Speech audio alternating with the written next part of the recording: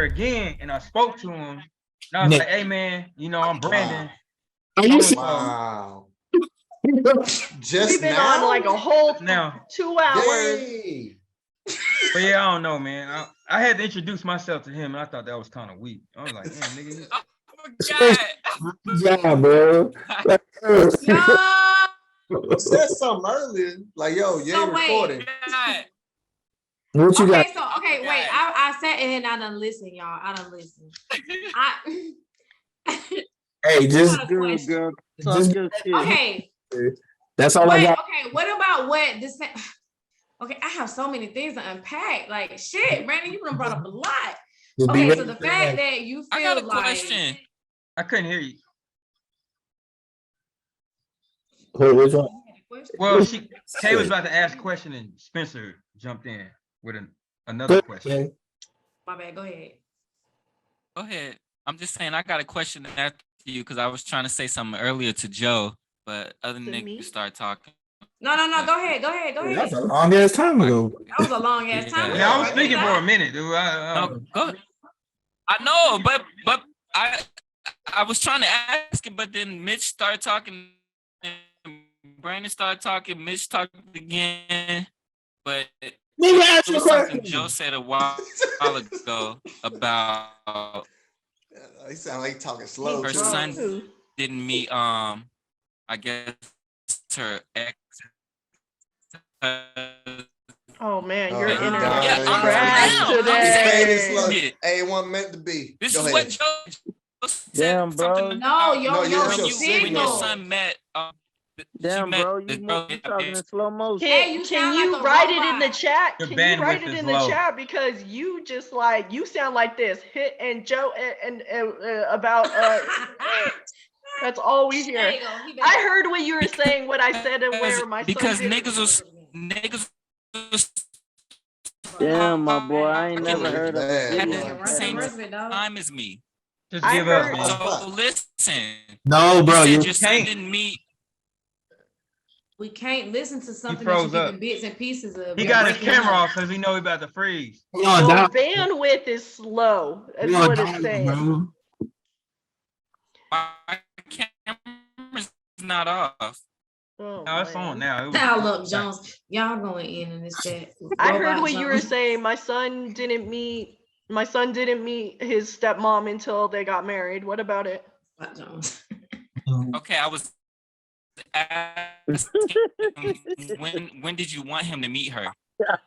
I would have preferred, before them getting married, or like when they got engaged, like them meet, build a relationship prior to him getting married. That's legit. Instead of him getting married and now my son's stuck with this person that he don't know and we don't even know who she is. Like, as far as a person, I don't know if she's gonna be beating my kid, what? Oh no, that's grave status right there. Lay a hand on my kid. Ooh. Well, no, that's what. Like, and then the fact that, and he had brought it up to me that like, yeah, we're gonna get married, but there was never a date or anything like that. And I had asked prior to him getting married, like, so when is Alexander gonna meet so and so? And he was just like, oh, they'll meet when she comes to, she's from overseas. And he's like, they'll meet when she comes to the United States. And I'm like, the fuck? And so I don't know. To me, that was. Did she get there late? She must have got there late. She must have got there the day before the marriage. She had to have gotten there. She was in the States for a couple of months. I don't know. I can't remember. But she was at the States for a while. That's wild. For them getting married. And then my son didn't meet her until like they got married in like around September timeframe. He didn't meet her until that Christmas. That's because he didn't meet her until that. Hold on. I have a question. So for those whose kids who don't live with them, if you met somebody who you wanted to marry, let's say you only see your kids like certain holidays and like a couple weeks. Me, I'm that guy. Yeah. So if you wanted to get married and your daughter was like, I don't like that lady, how much would that matter to you? Like, how much, Girl, you would To me, it would matter a lot because I went. Word that again. You said your child don't like the person you're getting if the married child to. don't like the person you finna marry. Oh, I mean that's somebody else in this I'm not situation. about to you don't subject your child to an uncomfortable environment. That's GG. It may not be the end of that relationship, but it's definitely something to consider before getting serious. So, are you married, Kels? No, I'm divorced. Okay. I've been in that situation, like with my current wife, and so I mean, my kids didn't express they didn't like her, but there was definitely a probation period, if you will, where the kids and then I had them for a whole summer.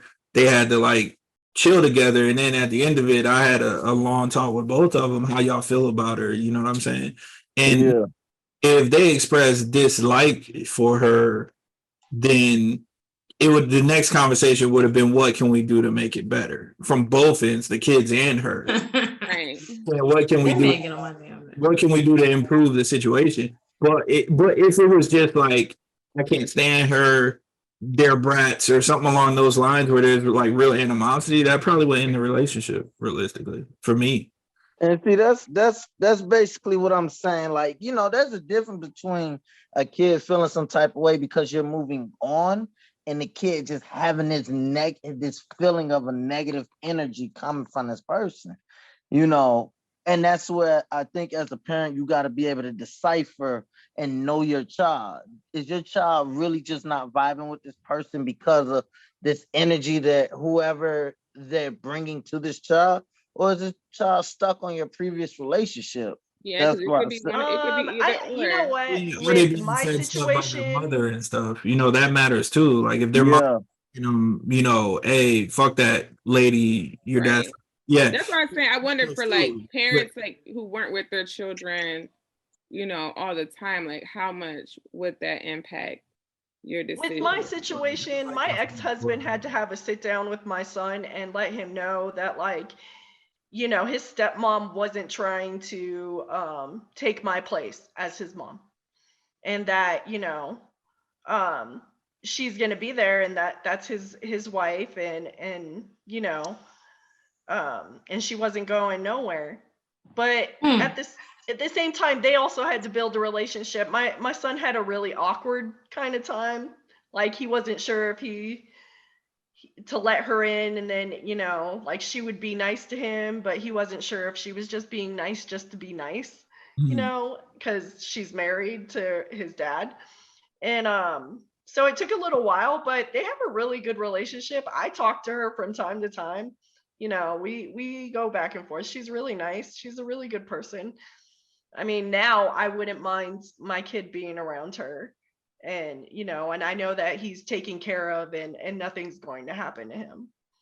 But like I said, we had that really hard conversation with him, like, nobody's trying to replace me. You just got a new mom, and you got a, what is it, that plus mom? He got a plus mom, a bonus mom. Yeah, a bonus mom. He got a bonus mom. I think there's a big thing that's different, and I'm sure Brandon gonna agree with this one. Well, I was just trying to talk, but everybody was going. Well, you should just get into that that pause. Real talk though, when it comes to us, especially when it comes to daughters, like, there's stuff like, do I get red flags from this guy? Can I trust him not to be inappropriate with my kids? Right. Like that, because the reality of it is that there's some dudes out here that beat bitches and that molest kids and this, that, and the other thing. True. That's the biggest thing right there. Why do you guys not think that that's not the same with women? No, it is the same with women. I don't think it's as common with women, but I do feel like I do wonder, like, a man's perspective on that, because I'm sure it's different as a father. That happen, and we've seen plenty of relationships where females will stay with a guy who's beating them. They sure will. Or and so now you got, I need to read this dude's character. That's the bottom line. Like, you know what I'm saying, to make sure that he's not going to be smacking her around, and more importantly, not putting hands on my kids. It's one thing for discipline. It's another thing we're talking abuse or anything sexual, because I'm gonna have to kill him, right? So now, like there's a lot more to it. And the real reality of it is like Joe, let's say is you that we're talking about, and I'm your ex. Like, if you're dating some dude, Charles's size, you're not gonna be able to stop him. Like, that's the other piece there too. Is like, if shit is really going down, like, my ex-wife ain't gonna be able to physically stop this from happening. So I need to know who this person is if they're gonna be around my kids. Period. Like, because I need to know how ready I need to be to come down there and put a Glock to his forehead if that's what we got to do. You know what I'm saying? That's real talk. Like, like, everything else is whatever. But when a guy is in a house, he most likely is the most physical person in the house. He most likely can do whatever he wants to do physically. You know what I'm saying? And if he got bad character, women tend to, maybe he just feels sometimes. Y'all let shit go. You know, that's how women end up in the situation where guys beating them and this, that, and the other. They let shit go. Oh, well, you didn't mean it. Nah, fuck that. Let me read his character. You know what I'm saying? The handshake matters. If you look at me in the eye when he talks to me, all of that shit matters. Like, and anybody who's raised by any kind of man, like, any man knows that. Because that shit matters. It shows your character.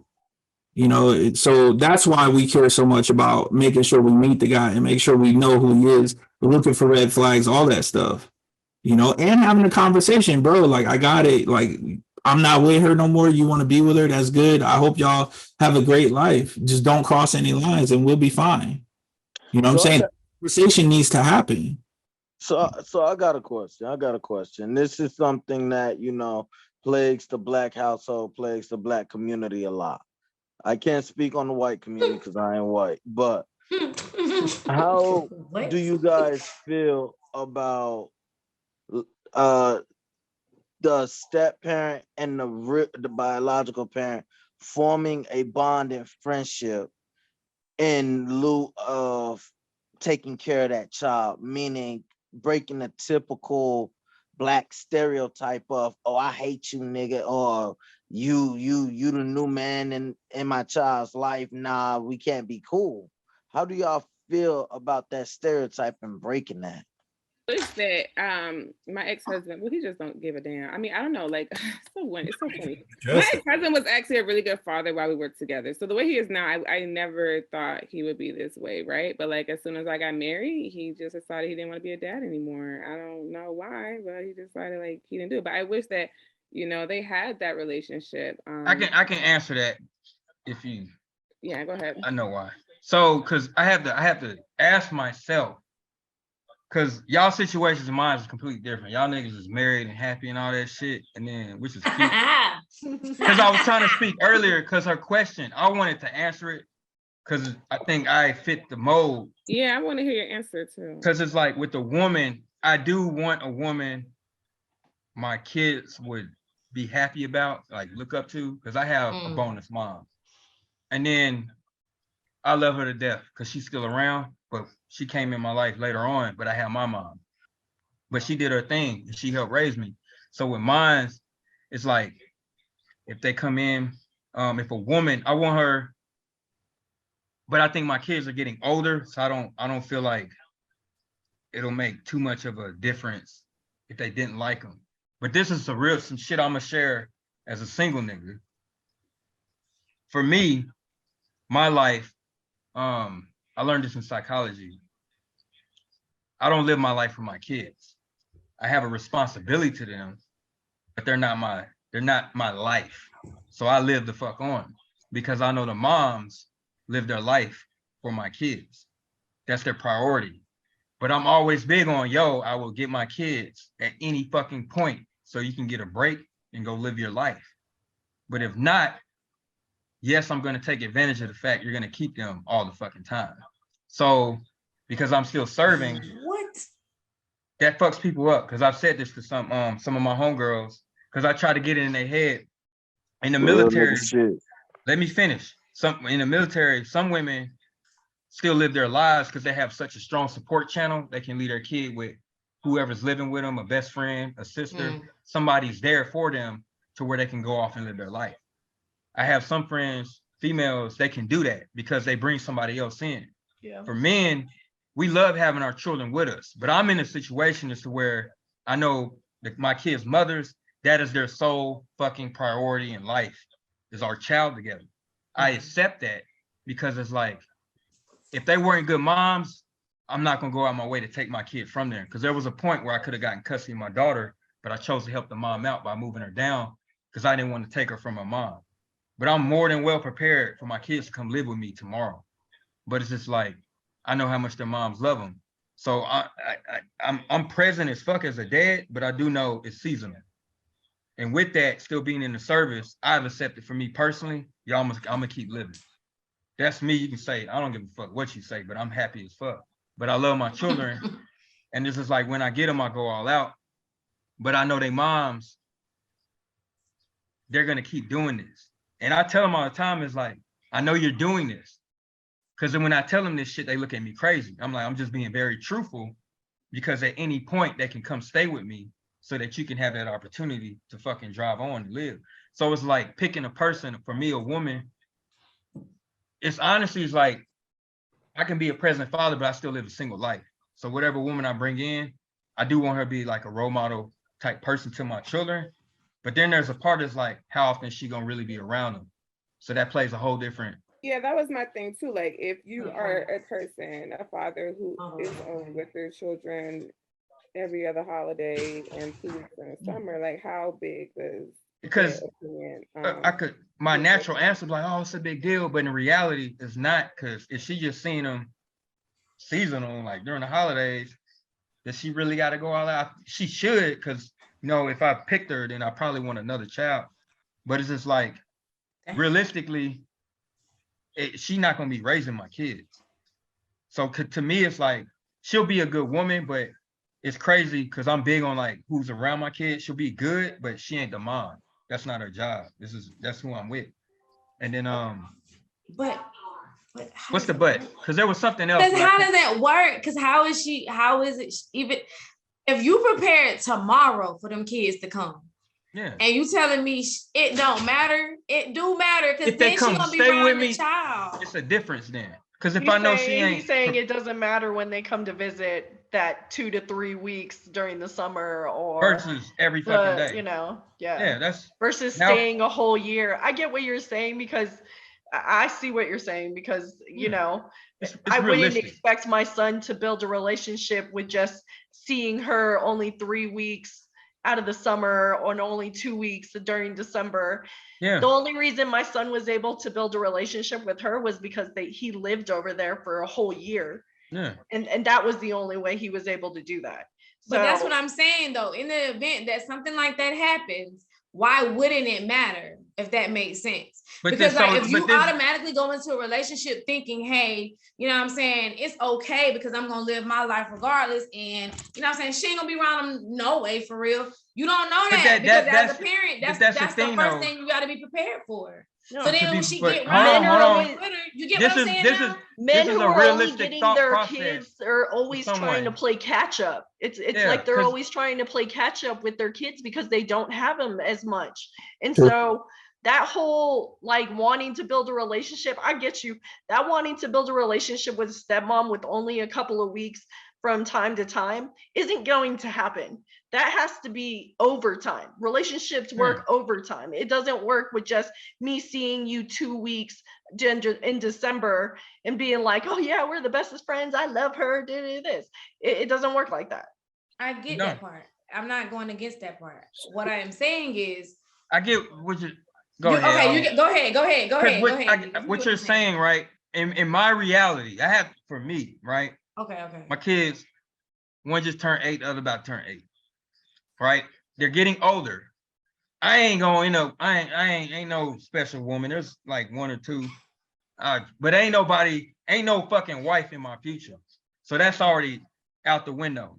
And ain't no woman that's gonna come in and just be a fucking bonus mom. This is reality. So for my reality, it's like, okay, if it becomes serious, this is like, I'm probably retired by then. You'll see my kids this often. But by the time, if we become serious, they'll be older. So for that, if we got married, and then they show up, it's kind of like, this is my reality though. Now, if I knew I was about to get custody, now it's a different it's a whole different process. It's like, oh well, shit, you know, my kids is coming with me. I want like a legit woman who can help me raise them, even though their moms are present. Because you're not going to be. Would you let her go? You'll let her go if she just don't feel if she was at the time, you was like, damn, she good. And then the next day they say, hey, you know what? Your kids gotta come stay with you tomorrow. Are you gonna be like, God damn, not this bitch? Shit, that bitch still not if she bitch. You gotta have the thing though, hold on. My thing though, I should know that already. Yeah. It's like, okay, you're gonna build a serious if I feel like she could, you should know by around. Yeah. But it's like, am I dating somebody serious or is it just a fling? That's kind of like that's the reality. I don't play this whole. I mean, if you're not dating them seriously, they shouldn't be around your kids anyway. They shouldn't. And I don't bring motherfuckers around my kids. I'm the same way. I will not bring a man around my son if I'm not going to see this. I don't even like showing pictures. I don't even share pictures of this is a situation I actually have been in. Like everything Kay is talking about, I've been in. So in 2016, when I married my wife, my current wife, you know what I'm saying? My kids live with their mother full time. You know, I had just come back from Korea. You know what I'm saying? Like the whole night, I just come back from Korea. I'm still active duty the whole night. I'm living in Boston in the city, and my kids live with their mom. I get them for the whole summer, 2 months in the summer, and then I get them every other Christmas, every other spring break, right? Like that was it. So I'd have them for 2 weeks at a time, you know, and then 2 months at a time. And that was it for like 3 years. It was that way. You know what I'm saying? And then my son started being disciplinary issue for my ex, right? He's 10 at the time, you know what I'm saying? Already almost as big as her. And now he's 13. He the same size as me, you know what I'm saying? At 13. So like he moved in with me full time first. And then my daughter this last year moved in with me full time. So I have both of them here with me full time now. With that being said, before I married my wife, we actually got married in 17, but she moved here in 16, you know what I'm saying? And before we got married, like she got 2 full summers with the kids, like 2 months, like every day for 2 months for, you know, 2 years in a row. And then the holidays as well, to make sure that everybody meshed, you know what I'm saying? Cause that mattered. Cause I always was from the thought process of, if I can have my kids full time, I want them full time. Like I was never like, I'm cool with them being with their mom. Like I was never cool with that. So their mom and I were together until I went to Korea. You get what I'm saying? We lived together. Hold on, Pop. Quick question. Yeah. Was it a good mom? Yeah, their mom's fine as a mother. You know what I'm saying? Ain't no beef with that. I've always been a big part of being a father, became a big part of my life once I You're a Leo. Yeah. Leo. Like, I'm a Leo. I'm a Leo too. Like we're all Leos. Yeah. Oh Jesus! Y'all don't have to growl so loud. It's chill. Just chill. I was just saying. Just a little purr. But that was the reality of it. So when I came back from Korea, like my day one was like, I need to get my kids with me full time. I need to make sure I have a place that's good enough for them to stay. Like all of that was my thought process the moment I got back from Korea. So when my wife and I got married the next like October, so after 2 summers of them spending time together in the whole 9, you know what I'm saying? I made sure that everything was everything in that situation. So when it did come down to my kids need to live with me full time, and fuck, my mother even lives in my house because my stepfather died of COVID. So like now, like I made sure that I had a house that was conducive to taking care of my kids. And now their grandmother lives with them too. So like they have plenty of support. But see, here's the thing, and it might just be because I'm married, like Brandon said, but the reality of it is I probably do live for my kids. Like I go to every football game and every band practice and you know what I'm saying? Like I start learning instruments because my kids want to play the instruments. You know what I'm saying? Like I absolutely evolve my day around my kids. I really do. And their stepmother, my kids are not young. They're 13 and 15. So their stepmother, they're cordial, but they don't look at her as mom. You know what I'm saying? Because they still have their mother. You know what I'm saying? They talk to her. So like she's Unji. She's their stepmother and they know that, but she's Unji. She's dad's wife, you know, as opposed to that's mom, you know, and maybe eventually it'll get there, but they're older, you know what I'm saying? So it's just like, that's dad's girlfriend. Okay, that's dad's wife. It's not, you know, you get what I'm saying? So for me, it's like, it's up to me to be that person that's at every function. You know what I'm saying? Let me chime in real quick because I'm gonna explain the difference. Because me and you are similar. So for me, with my kids being younger, and then because I'm not with the moms, I have to put up with, because there was another post, we was talking about mental health and shit. I have to put up with like, yo, I'm not with my kids daily. Does that fuck with me? And it does. It's just I'm unique, and I'm kind of like, well, drive on versus staying in a sad place. Going to Japan, although I praise this place, it was the greatest thing ever. Love Korea. The age I left, my kids were gonna turn 5 and 6, and I had to leave, and I felt I lost so much time, important time, because mentally, you know, the age of 5 is super important. And I feel like they took after the moms. When I came back and got readjusted, all this time I missed, the attachment to the mothers. So with my daughter, it's her mom and her sister. They're so close. My son, the mom, super close. And now there's a stepdad in the picture. There's times I'm like, damn, do they need me? This is something I have to go through personally. And I'm just like, you know, and it fucks with me some days. And some days I'm like, you know what, I'm gonna keep driving on. Because I look at, you know, I feel you got to live life. I'm low-key selfish, and I make traveling a very high priority. My children are the ultimate priority, but it's just like I said, I'm responsible for them. But it's not like mine. In the end of the day, because I think their mothers are phenomenal women, and I can live with that. But the second I can get them, I'll get them. I done drove from Florida to fucking New York to make sure they was together. Because my biggest thing, as long as my son and daughter know each other, because for me, my priority is like, y'all need to be close, because I'm gonna leave this earth at some point, and as long as y'all good, that's all that matters. So they'll fight, but the second they apart, they cry about each other. Then it's like, they'll call me and ask for the other one. Don't even want to talk to me, and I'm at peace with that. I was like, well, as long as you know you got your sibling, and you know your dad is around, that's my thing. But I do have to put up with like, yeah, man, you little niggas even, like, won't they dad around and shit? But I get through that, but it's just like, I get it in my situation. And I feel like when they're older, I'm going to get my just due because I've been around. But I know when they get older, they're going to come back and they're going to want to be around Pops. And I'm like, cool, I've been waiting on this. But in that moment, I'm going to go goddamn live because I'm like, you know, time is important. I just feel like time is one of the most important things we have in this world. But it's just like, they're my priority. They made me a better man. They made me better financially, just so much shit I changed up. Because when I knew they was coming, I was like, well, shit, I got to be a better person. And my whole thing is like setting up for them for shit I didn't have coming up. You know what I'm saying? They're a priority, but even though I preach that whole responsibility, their moms are great. They do a great job. And that's why I'm so lenient. And I co-parent well with both. Even though they've met, they don't get along, but petty shit though. So there are a couple things real quick. So two things. One, I grew up in a unique situation.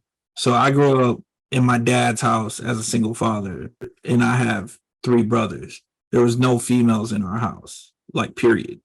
You know what I'm saying? So, and I was the runt. You feel me? So like we walk around, we talking grunts, we headbutt each other. You know what I'm saying? Like that's who we are. And my dad being a single parent, he was very, I don't want to hear no kind of argument. Oh yeah. Sleep, you know, or whatever. So if we started fighting and whatnot, what we gonna do? He's like, yo, hey, put the gloves on. Whoever wins is right. I don't want to hear this shit no more. Like for real. Like that's why I grew up. So it was always fight.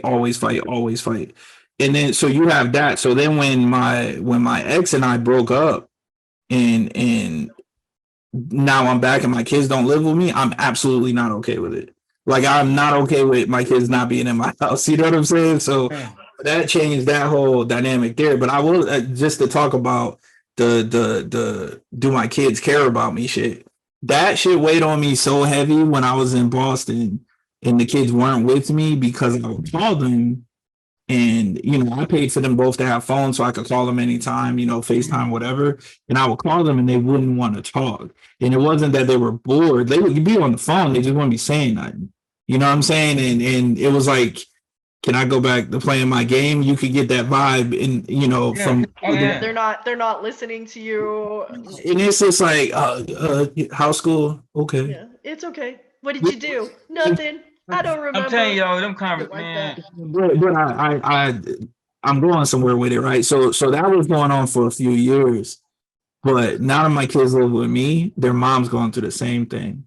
Then for a long time, I thought it was, oh, they just don't give a fuck about daddy or, or this thing. No, their mom goes through the same thing. And she has called me, text me. As recently as like 2 days ago, crying because they just don't seem to want to talk to her. And it's like, it ain't got nothing to do with wanting to talk to you. They're just busy. You know, my 13-year-old kids are selfish. I'm telling you. Yeah, my 13-year-old lives with me, and he don't fucking want to talk to me half the time. Like we live together. I'm about to say the same thing though. I'm about to say the same thing. These motherfuckers stay in the house. I be feeling like that now. Yeah. And that's the thing though. You all, they're everyone. Now that I can think about it, they're all there with you. And for me, it's just like.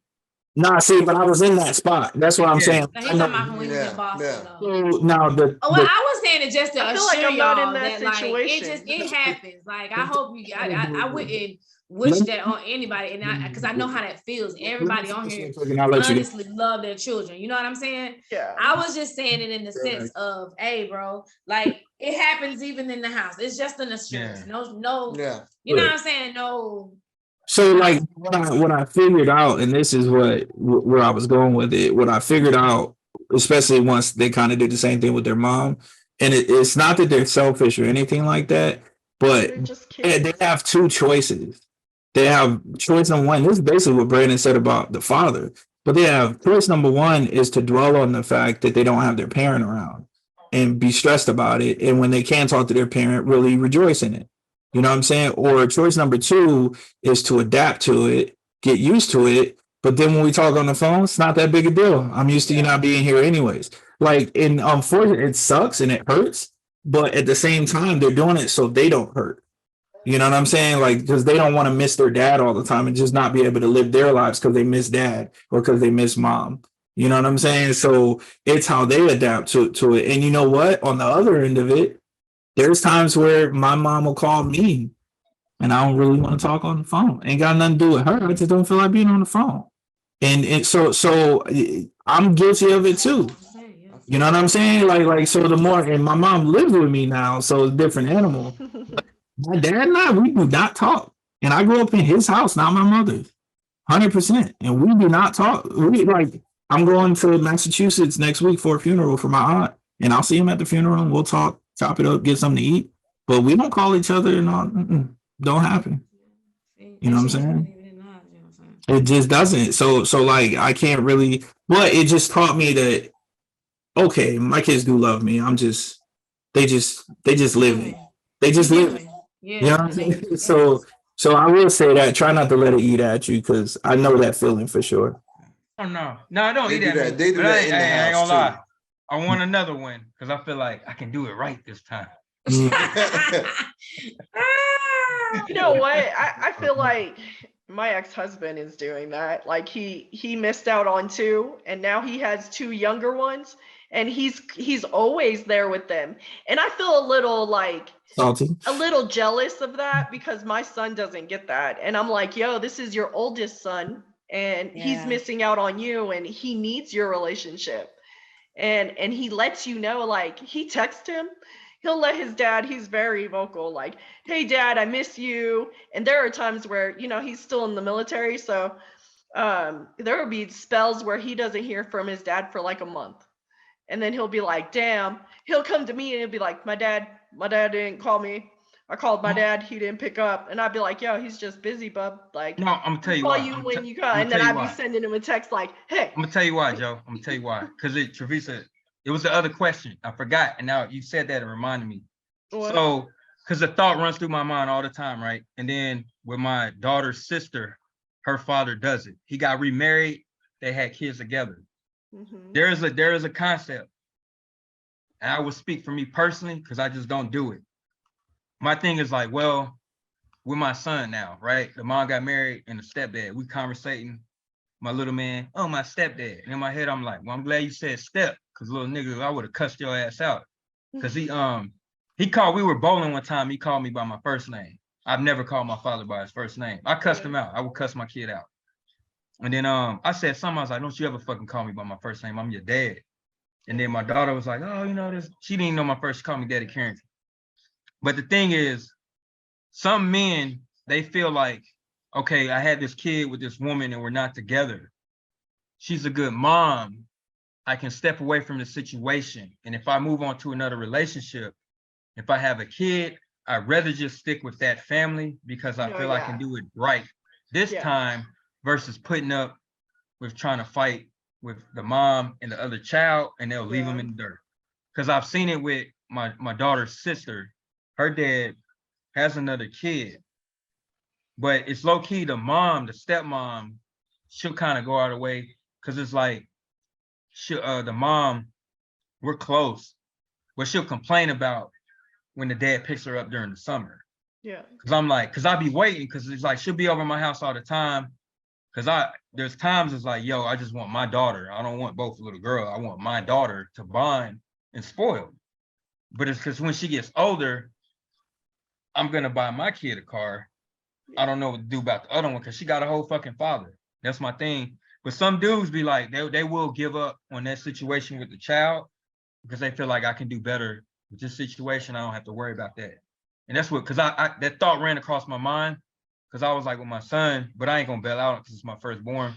Yeah, and it's not like he bailed. He is a really good dad. I would never say that, you know. He's always been there. Some men, that's why. It's just that I do agree. Like he did the same thing, like where he has two younger ones, that he has twins, and I see that like he's it's an easier situation more, to put up with. Yeah, and you know what? He's almost there to retirement too, so he's kind of like, I want to spend more time. He even told my son, he's like, look, I retire in so many years. He's like, you'll be what, 13? He's like, you're gonna be 13. When you turn 13 and I'm retired, you can live with me if you want to. I was like, oh wait, hold up. Why are we talking like that? Like, are you gonna go through me first? Like, he didn't even tell me. My son was the one who told me. Like, Dad said I can live with him, and I was like, well, he's trying to play that catch-up card. And my thing is like, I don't have to play the catch-up card. I don't see why not. Like, and I just feel bad that it has to happen then, you know? That's what but it's a thing to stay present. And that's the one thing I can give myself a pat on the back. I've been present. Yeah, because when they were both infants, I had them both and I was changing both diapers. That's probably one of the most proudest moments ever. Because this is a boy and a girl. So, you know. I can say that he delivered my son. I'm damn near delivered my daughter. He delivered my son, and he got blood all over him and everything. It was crazy. But for some men, the thing, and I made the joke earlier, it's like, oh, I want another one because I feel I can do it right. I can do better. For me, it's like, one, I want a tiebreaker, but I do personally feel I could have this kid with me more of the time, and I can be even more present. Yeah, I'm not gonna bail out on my other two, but it's just like, I do want to. I totally agree. I want to try again, and I feel like I can do better. That's just. Some men, they will kind of give up on that. It's gonna prove. Yeah, and I can say that he's never given up on our kids. So yeah, he's a really good dad. I was in Iraq for both of my kids being born. Unfortunately, 2 different deployments. And yeah, part of the reason I hate Texas. Like, it was just like my son. We deployed January 10th. My son was born on the 23rd. They wouldn't let me stay, and then. Are you serious? They fucked up for that. That's messed up. Yeah. I did 2 deployments with that unit, a 15-month and a 12-month, and I didn't get a PCS award. Like, that whole unit was just like, that's trash. They're trash. And this was me as a junior, so of course I was like, "Fuck the Army." At that point, you know what I'm saying? I bet. I found Christopher Adele, like Sergeant Adele. He helped get me on track to be a solid soldier because I was so like done with the Army at that point. And keeping in mind, I joined the Army at 23. I was older. So by the time I left Fort Hood, I was already 28, 29. You know what I'm saying? Where'd you meet Adele at? We reclassed together. So like, and then we ended up both getting stationed at 260th after effect. Okay. So yeah, it was he met me at AIT and he saw how much college I had. He saw how much, like, you know, squared away I was on paper. Well, he was like, "Why aren't you a sergeant?" You know what I'm saying? Like he was like so much. So he peeled back the onion, and you know, for like 3 months at AIT, he basically just mentored the fuck out of me to get me into the right mindset. Yeah. Not So you Shrek. You heard him say that. They peel back the I onion. love Shrek. what? You say you peel back the onion like You Shrek. ain't seen Shrek. You ain't seen Shrek. Okay. Shrek say he has They layers got like an layers. onion. They got layers like an onion. You know what's crazy, Brandon, is like, so when I went to Korea was 2015. So you talking 7 years ago, and really just about 8 years ago. And my daughter is 15 now. So that put her at like 7. And my son was like 5. So it was like the same timeline. You know what I'm saying? Because I got back in 2016, but that 15 months of me being in Korea, that was, yeah, that's a rough time to be away, to be honest, for that age. But luckily, from the time of both of by the time my son was 1 until that point, we lived together fully. You know what I'm saying? So like I went to Jordan for like 3 months or something, but for the most part, we were together. So I definitely know how that feels. This shit sucks, man. Nah, because I used to every 4-day I drive either or to see one or the other every other, and then when I had more of a break, I go pick one up, get the other, just to get them together. And then I did that forever. But man, when they were Syracuse, because he's always been in Jacksonville. But I used to drive from Jacksonville to Syracuse just to get them together. Jesus. And then when I left for Japan, dude, I don't share the story, but I was dropping them off, dude. I broke down crying, driving, because I was like, man, this is 2 years. And it's like they're gonna turn 5. And I was studying psychology solely to become a better parent, because when you study, you got to go through the child psychology portion. They harped on the ages of 5, because it's like that's when they start kind of like becoming themselves. And then I was just so butthurt. And then I act all tough and shit, and my mom was with me. And I remember I dropped my son off, and I'm driving, because at this time I think there was one point the mom was in Virginia. I don't fucking remember. I dropped one off and I was about to drop the other. And there used to be times I was traveling with just them two, and they were like young infants. And I always carried a pistol. But like my son was old enough to walk. So I hold his hand, he walked, and I carry my daughter. And I'm just traveling on the road with these 2 small ass kids. And this dude, he's like, hey man, you're doing a good job. And this shit lifted my spirits, because I was so stressed the fuck out. Because I hated stopping, but I had to plan stops so I could change diapers and shit. Yeah. I've been through the struggles, because I take pride in being a single dad, but I don't really hype it up, because it's like they know I was there. And then every time we're together, I make sure we do something that you remember. But it was just like, dude, when I had to leave for Japan, it was so dope, like career-wise, like, oh, this is the perfect assignment on the back end of my career. But as a parent, I got to give them up for 2 years to their moms. And it's just like, nothing against the moms, but it's just like, oh, they're going to corrupt them and shit. They're going to be. What the hell? So I got to put in my divorce decree that she couldn't have her paramours, they call them, boyfriends or anything like that, spend the night in the same house as my kids. So like if she don't get married, they can't be in the same house.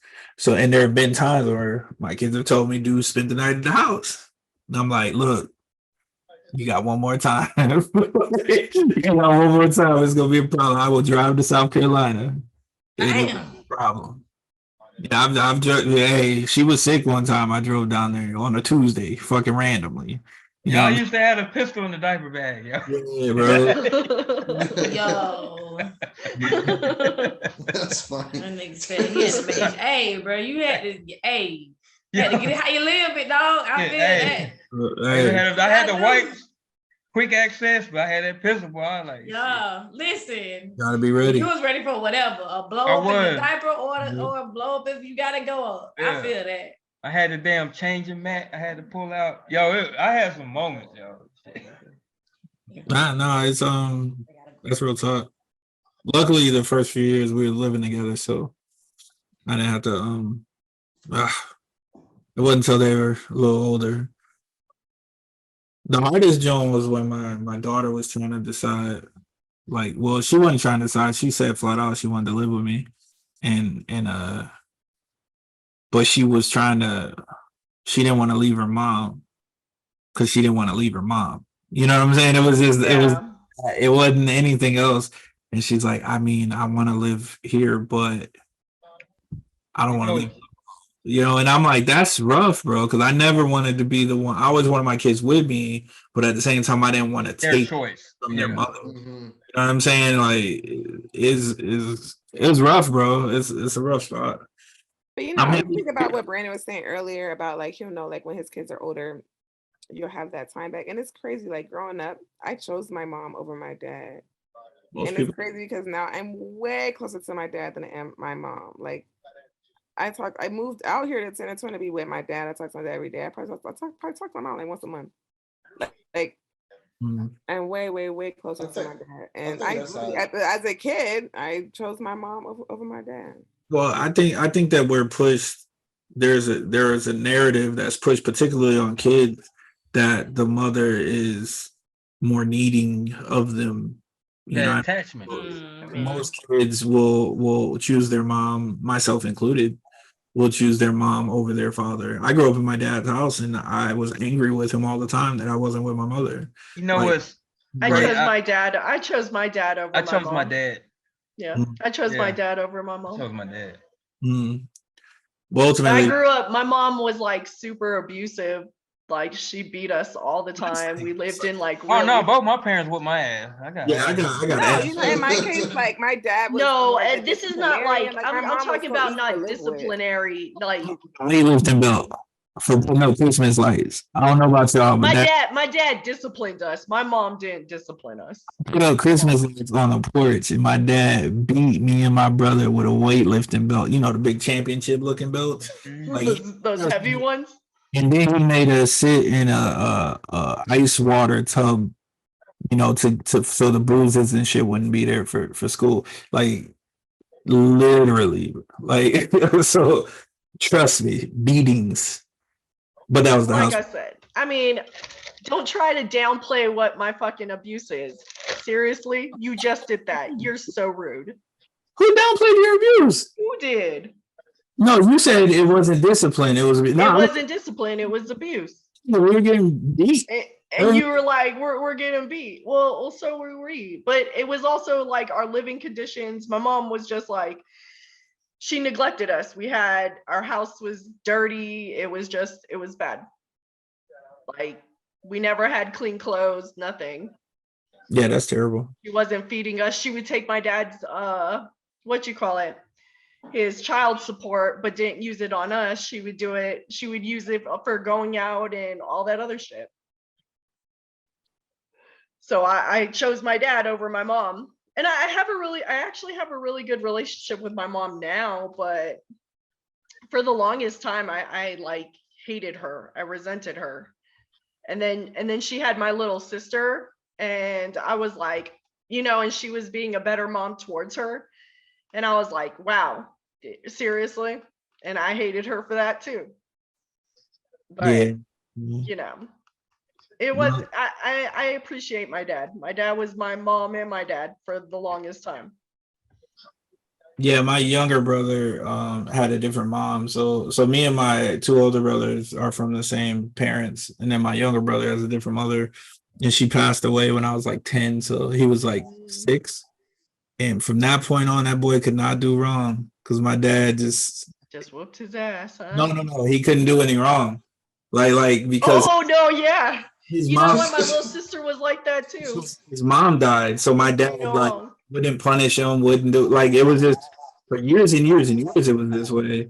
So like I was the next one up, so I took all that kid's beatings too. Like anything he did, I got blamed for. It was like crazy. He even admits it. Like my little brother Danny, he admits it. He told my dad that shit one day. My dad started crying. Like it was at like a family reunion type deal. And he used to say, "Yeah, I used to tell you that Josh did it, and it was me." You know what? I felt really, now that I'm older, I remember having a sit down with my dad, and I remember he was saying how he had such a rough time raising us 4 kids. And I remember I remember this clearly, and I always bring it up, but he had said, he was like, he's like, honestly, you guys were a burden to me. He's like, but I love you guys. I love you guys. And I'll do it all over again. He's like, but you guys were a burden. He was like, it was hard. And it was. I saw my dad struggle, but, he made it work for us. He took us to, practices, track practice, softball practice, football practice, baseball practice, all 4 kids. And he was all over the place. And I don't know. It's different. Like I said, my dad was my mom and my dad, and people just don't understand that because they're always like, the first thing they want to say is, well, a man can't be a mom. Yeah. Always. But they just don't understand when I say that it's not physically being my mother. It's, he did a lot of things. He took on the job. He did. He took on a job that a mom should have been doing. Like when I went to go get my prom dress, my dad was the one who took me to go get my prom dress. Found people to do my hair, like to braid my hair. Took me to the barbershop so I could get one of his homegirls to braid my hair. Just stuff like that. Finding someone to do my makeup for homecoming, things like that my dad did that my mom should have been doing. And I had a stepmom at the time, but I was already so much older when they got married that, it wasn't just one of those things that I was like, hey, do my hair. Hey, do my makeup. Come dress shopping with me. It wasn't like that. I have a question. I know you were still talking. Go ahead. No, go ahead. I'm done. Okay, because you said that he told you that y'all was a burden. It's funny because I had something happen similar to me that I told someone that they were, that mind you, it is a burden, but it's not in the sense like, yeah. The burden. It's a burden I'm willing to take. So would you have felt the type of way if he had told you that in the midst of it? If he had told me that when I was like younger, I think I would have been hurt. Like when he had me growing up, if he hadn't told me that as an adult, I think I probably would have just been like, why'd you get me? Like, why'd you take me then if I was such a burden? Boy, let me tell you. So it's only appreciated as a burden after the fact. It's not appreciated in the moment. Yeah, it wouldn't have been, I wouldn't have understood it. I would have just taken it as a negative thing and been like, well, then why'd you take me? Like that perspective is easy to understand, like as a parent now, like because parenting is really hard. That's what I'm saying. Like as a parent, I understand that now. Like when he told me that and I have a kid, I'm just like, yeah, like I understand why you felt as though I was a burden because you struggled so hard. Yeah, my daddy, he regularly it was some mental abuse, I ain't gonna lie, but he regularly would, bring up the fact that he was a single father. Like, if most men wouldn't even do this and deal with that type. Yeah. And it's like, I want to be at mom's house anyways. I don't know why. Like, you know what I'm saying? So yeah. You know what? My dad did that. That came out of his mouth a lot. Like, well, where's your mom? Like, what is your mom? Your mom's not doing this. And look, he always brings that up to me now as an adult. Like, well, I had to hit my son with that recently though, because my oldest one, I don't know, we had a rough couple last weeks, and I'm like, dude, like I'm really all you got. Like, why you treat me like, I don't know. I just like when he's with his dad for the summer, his dad don't have no problems, but you over here with me want to test you, right? His dad was in prison for 10 years. I'm like, you don't even know this dude.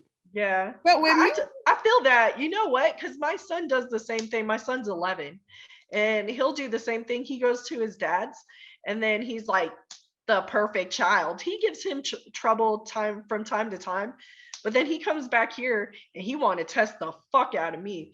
Like he'll say no for shit. I'll be like, oh no, oh yeah. Do you want me to be like your dad? I always have to tell him that because he says that I listen to my dad because I'm scared of him.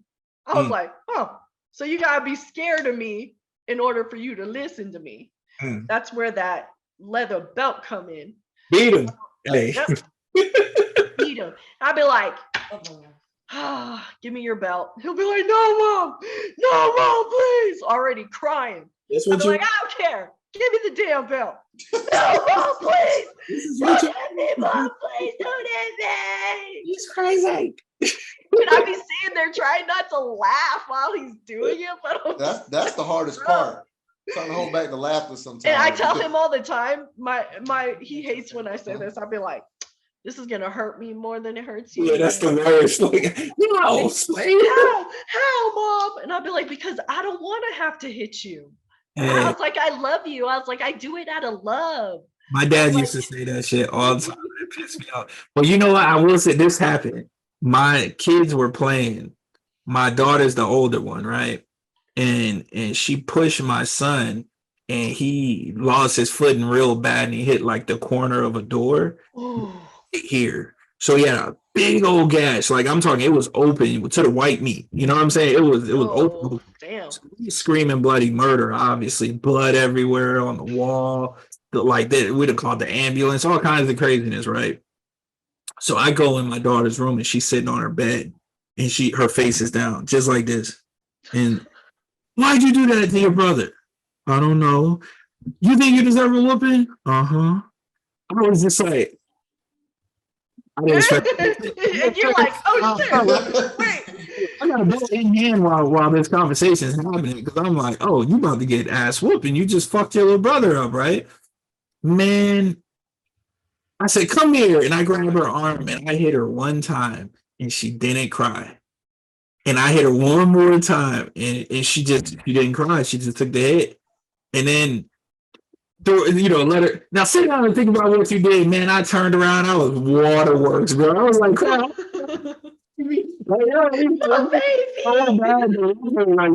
And she was legit like, I deserve it. You know what I'm saying? Like what are you doing? They already punched herself. When my son does that, because I'll be like, do you deserve to get whooped? And he'll be like, yeah. And when he admits to that, I'll be like, man, I'm not. You don't even want to give him the whooping no more. My kid is 13. I feel like I should not be whooping him. I feel like when I give it to him. And I asked him like, so what? So I'm like, I'm to the point now Hey, where I feel that shit, Brandon. What did you say, committed. Teresa? I'm like, my son is 13, almost 14. So it's like, I really feel like at this age, like, I'm not whooping you, but I do ask my son, like, what can I do to help you understand? Like, what? Gotta box him. What can I really couldn't know. I did it the other day. I got scared. I thought that he was going to school's going to call police on me. But like, it's like, I really be having to ask him, like, what can I do? Because I don't even feel like whooping him would help. So like, what can I do to help you understand what the fuck I'm trying to say and get you social media?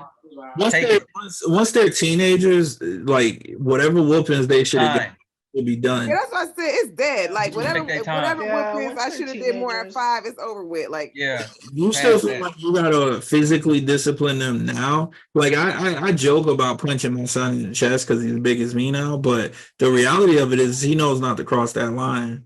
I punched my son in the chest. Yeah, I punched him in the chest. If you punch my son in the chest, he would like look at you like you crazy. Like, you know what I'm saying? I do that because my son be like really testing me, and I'll be like, yo, you don't think I could kick your ass? I was like, so just because you think you getting taller than me, you getting my bigger. son when he's here, he and when he fucks up, his room is like a prison cell. Yeah. But I take all his social media, all the tablets, whatever the fuck, the TV, all that shit. I take it. My son doesn't have a TV in his room. You can sleep in your bed.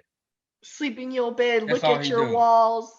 Yeah. And then, I mean, I make my son read. You can play with the physical toys all you want, because I'm big on that shit. My kids don't even have toys no more. I don't even. They're not even into toys. But then, that's what I said. I stopped buying toys, and I threw away all the toys, and I don't buy toys. Kids don't do toys no more like they used to.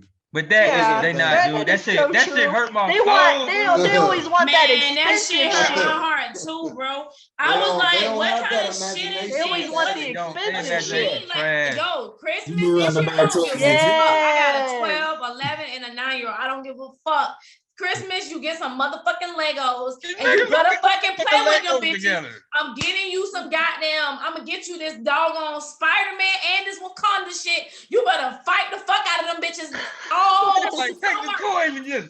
You better figure this shit out. Lame, every year, my son only play Roblox. Look, my son only gets 2 gifts from me during Christmas: a small gift and a big gift. Those are the only things you're gonna get from me, nothing more.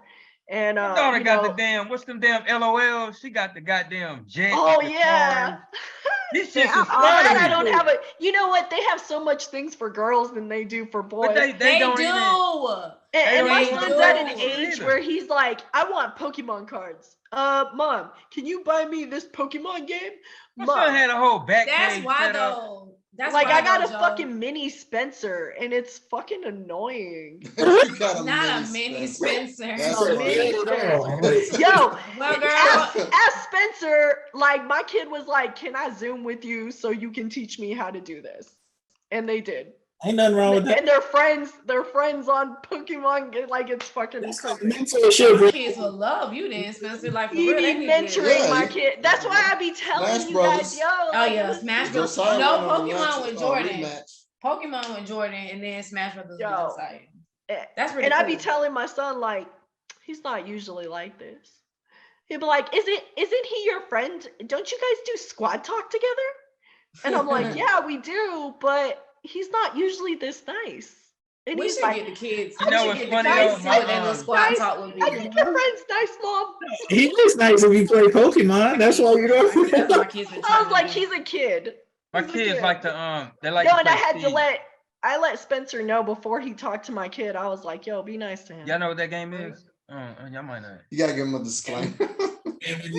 like don't The game fuck Speed? with my kid, man. Speed. No, what is that? It's a card game. Card game, right? Oh yeah. Yeah. Okay, I thought you were talking about something else. Yeah. Okay. Nah, it's a card game. Not the drug. Not the drug. It's a card. It's an old school card game. It's an old school card game where you guys. Yeah. I know what y'all talking about. I taught my kids to play that. They love that game. That was kind of no. My son's really into Phase 10 and Uno. It was a proud dad moment because they really. I need to teach my children some shit like that. We taught the kids that one, and we taught the kids time. We've taught the kids spades, and then after teaching them all of that this weekend, y'all, my kids are sitting there like, "What is that game?" I'm playing solitary on my tablet, and they're trying to figure out what it is. And I'm like, "I done taught y'all all this other shit, and I didn't teach you the basic goddamn game." Yeah. Do you guys remember that computer game? I think it's called Mine. Minesweep. It's called Minesweep. Minesweep. Yo, my son my son got into that, and I've been teaching him how to like maneuver through it. I was like, look, the numbers mean stuff. You gotta listen to me. I was like, you gonna hit a bomb if you don't pay attention to these numbers. He was like, Mom, I don't get it, Mom. I don't understand. I was like, only the few will understand. Mine are real big into Uno, and we play Dungeons and Dragons together. So yeah, my son's into Uno. We play a game called Aggravation. It's a board game where you have like it's kind of like you ever play Sorry or what you call it, where you have to move your pieces around the board. Yeah. Well, it's basically like that, but during the game, you can knock people's pieces back to the beginning, and like that shit. My dad calls it "Don't get mad," but it's actually called Aggravation. My dad says "Don't get mad" because that should be pissing you off. You be like almost there to the end, you got that one piece, and then someone knocks it all the way back. See, we don't play Monopoly in this house because I want to keep my family together. So. Damn. Hey, I gotta go shooting in the morning, so I gotta tap out. All right, bro. All right, y'all have a good one. Yeah, like trouble. Good night. Yeah, Sorry's that way too. Hey, I'll tell you, I got some board games for you now. We got a whole bunch of board games. Like I got like board games that's like you probably never even seen or heard before. You play Mexican Train? What the fuck? That sounds like a porno. Yeah, that do sound like a porno. It's another board game. It's a Mexican board game. No, I never played that. No, sorry. I got games like you ever play that one? Have you ever seen like on like little shorts, like YouTube shorts or like TikTok, where the Mexicans are playing that card game where they say out loud what the thing is, and they have to like almost like bingo. It's like Mexican bingo. Mm-mm. No, No, you've never seen. We hang in different crowds. Your TikToks are different. No, but for real. It goes off your algorithm. It's like it's Mexican bingo, and like you put money in, and whoever wins gets the jackpot of the money. Yeah, no. Bingo. No. They just got like, it's like a board. It's like they got cards and then they have pictures on them. And then one person is calling out the picture and you're supposed to like get your whole board wiped out, like blackout. So I have a game. About. I have a game that's pretty dope. It's called The Resistance. So, I've seen that. Yeah. You seen that? Yeah, that game is, but we have that. We have One Night Ultimate Werewolf. We have this game called, I have The Godfather. Is that from White Wolf? The Ultimate Werewolf? Is that from White Wolf Games? Yeah. Part of yeah. Oh, so yeah. It's just like The Resistance. Yeah. We got I got what's it called? Wait, what's Resistance? So the resistance, man, it's a fire game. Like it could play about 10 people could play that game. So what it is that you pass out cards, right? And you secretly look at your card, and you're either a spy or you're part of the resistance. Yeah. I got big ass board games. I got like 9 of them. And okay. So see, those are the type of board games I get too. Yeah, I know exactly. Okay, so yeah, you're familiar. Yeah. So you got, these are like you got they're big. They're about yay big. You ever play Risk? Yeah, of course. Yeah, Risk. Risk. Yeah. Stratego was my joint growing up, though. I ain't gonna lie. Yeah, Stratego's pretty good too. That was my jam.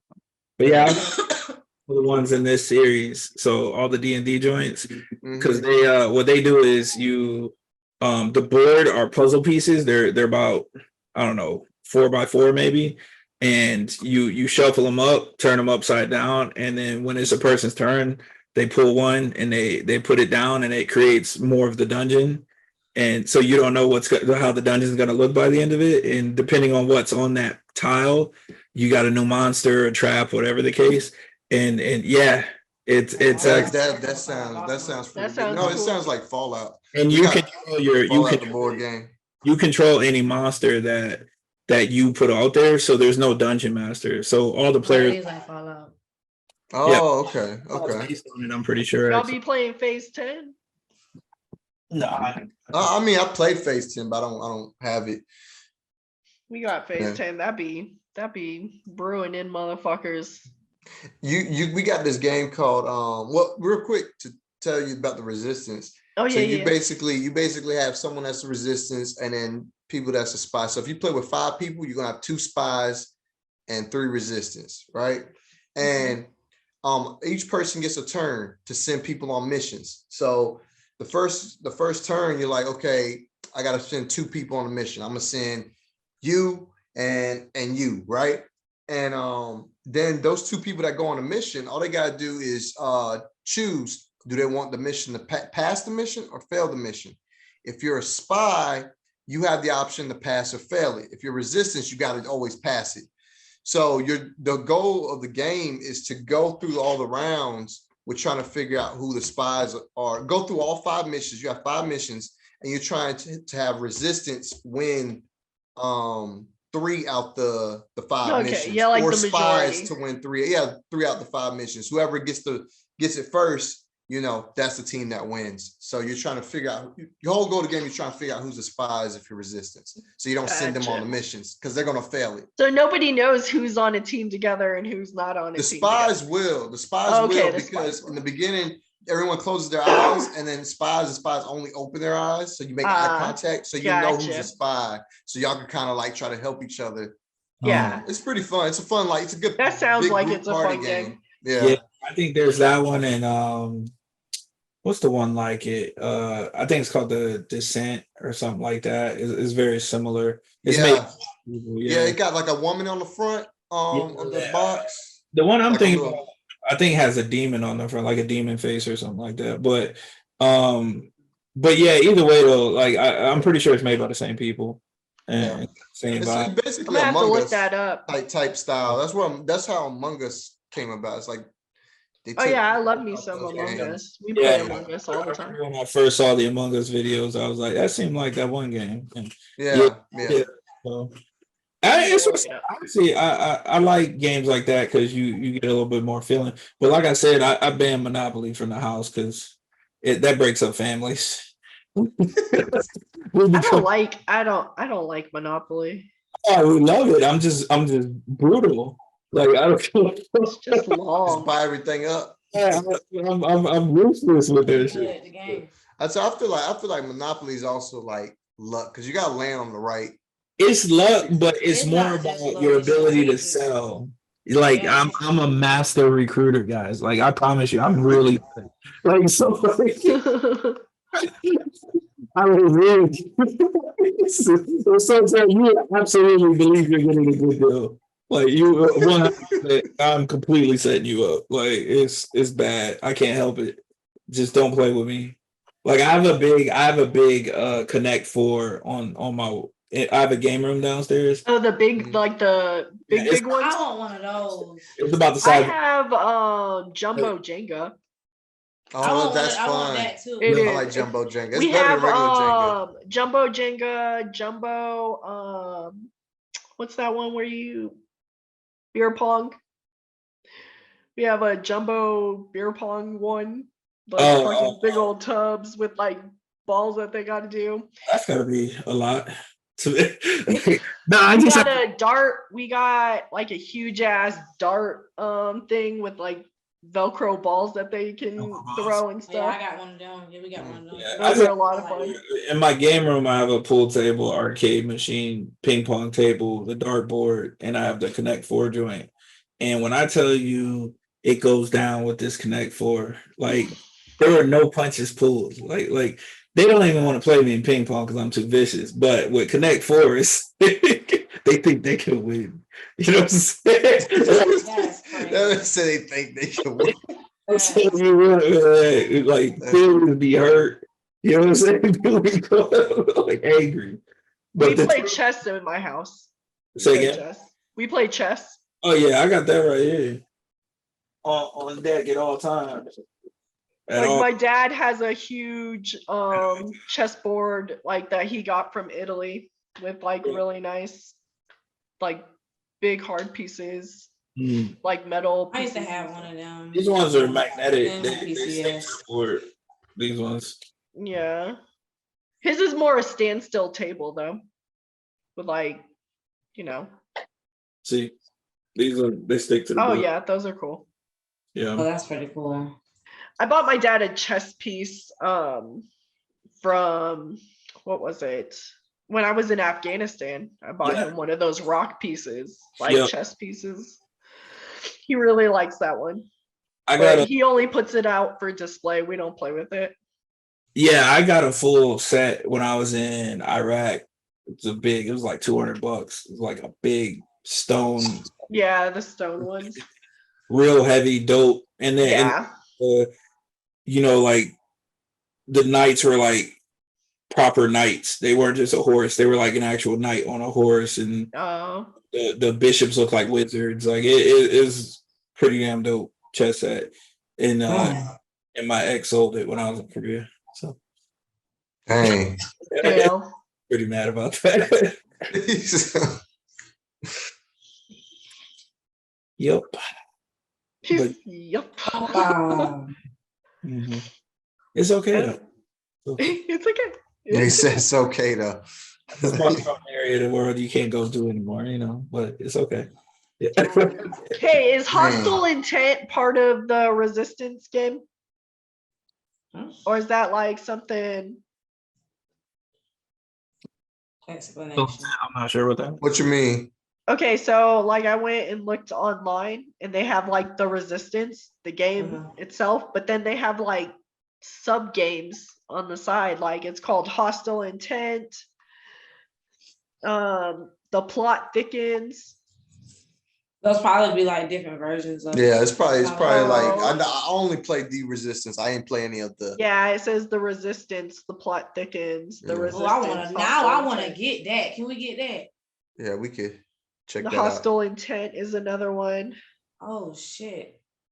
Yeah, sure. I got y'all into zombies and y'all like zombies? Yeah, you got the what's the name of it? Dead of Winter. It's like pathology or pathogen. Something like pathogen. I think I know he's talking about the one that you get sick. It's the one that makes you. We played it with the. Is it the McCune? No, I got Yeah, guess it's just us three. Yeah. There's I got Dead of Marvel Winter. Zombies. Check out Dead of Winter. Dead of Winter. Best zombie. It's a team game, right? It's a team game. You I think it's like the glass on the with all the different faces on the cover. Yeah. Yeah. That game. I love that game. That game. What did you say it was called? Dead of Winter. Dead of Winter. Okay. Yeah. What's the name of that damn game? They got Marvel Zombies. Heroes Resistance. See, man. I want to try. Not pathology. That's a different one. No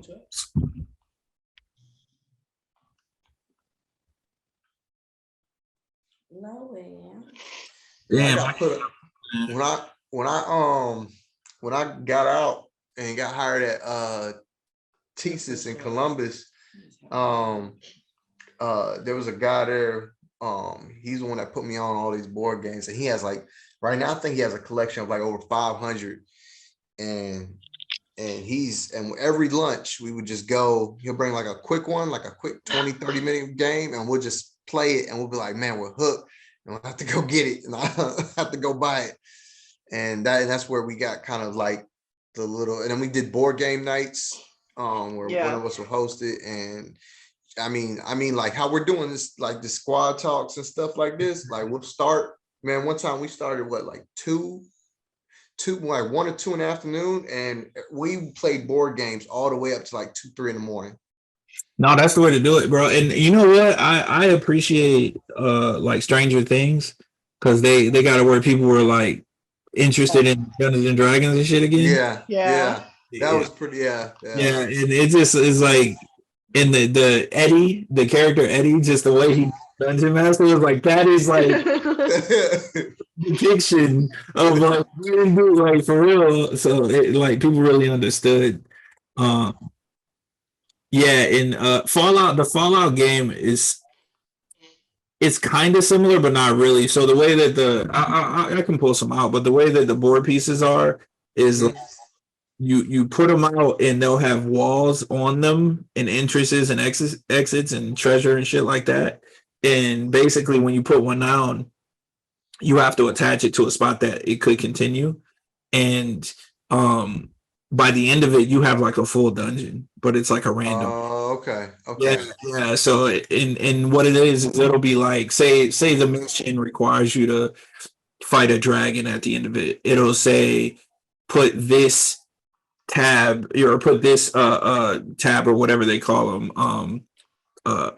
palette, put this palette 14 to 16 deep after shuffling all the palettes, so then it'll randomly pop up after 12, right? And then when it pops up, the moment this tablet or palette gets put down, pull out this big one that has a specific one to that story, and then the dragon will be there and whatnot. So it's like you don't know when it's going to happen, and you might, depending on what monsters you get, you might be fighting for your life on the way to that thing. So sometimes that sounds fun. Yeah, sometimes you get lucky, it's a goblin that pops up, but the monsters are also shuffled. So sometimes you get unlucky, it is a goddamn dragon that pops up. So she gets rough, bro. And then in one version of it, the Call of Acheron's a dragon that at any point in time during the game can randomly show up. And that's just like, yo. Oh man, so you on edge the whole time. Don't let this dragon. I got 2 zombies and a water elemental trying to kill me, but the pieces are really detailed too, though, and they did a really good job with it. To be honest, I like the Fallout one too. It's similar enough, but yeah. Fallout. I'm a fan. So I played actual like video game. Fallout, so What's your favorite one? What's that? Which one's your favorite one? Um, Tell a lot by a man by this answer. I like man, I played, so the ones I played was Fallout 3, New Vegas 4, and Fallout 76. You never played regular 3? Only New Vegas? I played Fallout 3. Okay. Yeah, Fallout 3. Fallout 3 was my I probably would have to say Fallout 3 because it's what got me hooked into the Fallout series. So I've been playing since 2. Like I had Okay. PC a long time ago. But I'd still probably say 3 as well. I think 3 was the most like deadly. But being from Massachusetts now, I was happy to see 4 in Boston and stuff. So it was a different animal for sure. Yeah. Fallout 4 to me introduced a lot of cool things like the being able to build up your bases and stuff like that. And it made you feel like you was actually rebuilding the wasteland a little bit. Society, yeah. Whereas I didn't feel that way with 76. I didn't get the same level of I don't know. It was okay. Man, 76. I think what they messed up with 76 because they released it and they took the best thing. They took the best thing to me that Fallout had. Fallout, you play Fallout because the story was good. The fact that you could do different options like that to me is what made that was the bread and butter of the game. And Fallout 76, when they released it, that's the thing they didn't even include. They took that completely out and they added it in later. And now if you ever revisit Fallout 76 now, it's a lot better because it has a campaign. Recently. It has NPCs and stuff like that. So they did a sell for it here recently. Let me see. Do I have it? They sold it for like, I don't know, $10 on Steam. So I was like, well, guess I gotta get it. Because I mean, I can't just turn down a good deal. Yeah, it's a fun, like I enjoy it more when you, because I played with 2 other people, and we went through like we all started from the beginning. It's like same level, like level 1, level 2. We was all like around that same level, and we kind of just built together and went through the whole thing. I've always played them by myself. Yeah, but when 76 was on sale, because they included the pit DLC. So when it was on sale, I got it for both of my kids too. So I was like, yeah, I'm with it if y'all want to. Yeah, that'd be fun. That'd be fun. We were playing Godfall together, Outriders. So. Well, I'm going to drop off, you guys. All right, for sure. See you later. All right. We about to do the same thing, man. Call it a night. Tired. All right, y'all. It's 1:30. Fuck. All right, well, have a good one. All right, man. You have a good night. Yep. This shit's still recording? Yeah.